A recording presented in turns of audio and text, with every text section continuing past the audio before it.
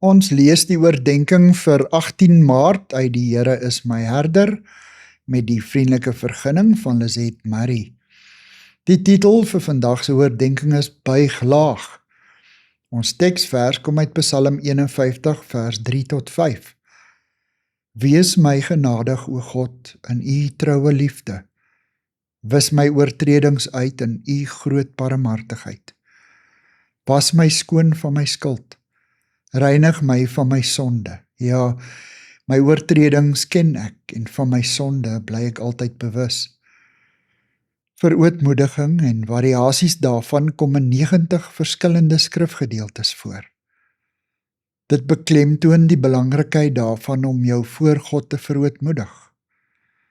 Om jouself te verootmoedig beteken om voor God te kniel, op jou aangesig in die stof voor God te lê, om jouself ondergeskik aan God se wil te stel, om jouself voor God te verneder.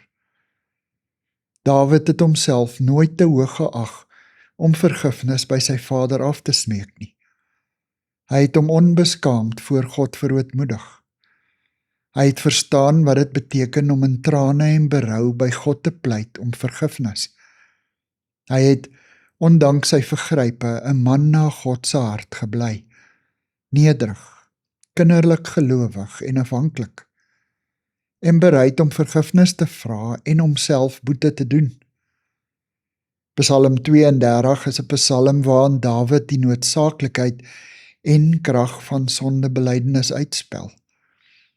Toe ek oor my sonde geswyg het my liggaam uitgeteer soos ek heeldag om hulp geroep het.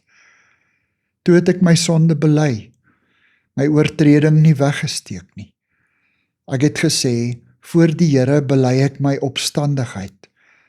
Vers 3 en 5. God se vergifnis is volkome en dit maak ons vry. Daarom mag ons ook nie vergifnis van ander terughou nie. Ons moet bereid wees om te vergewe, soos ons vergewe is. Here, help my om ander te vergewe soos u vergewe. Amen.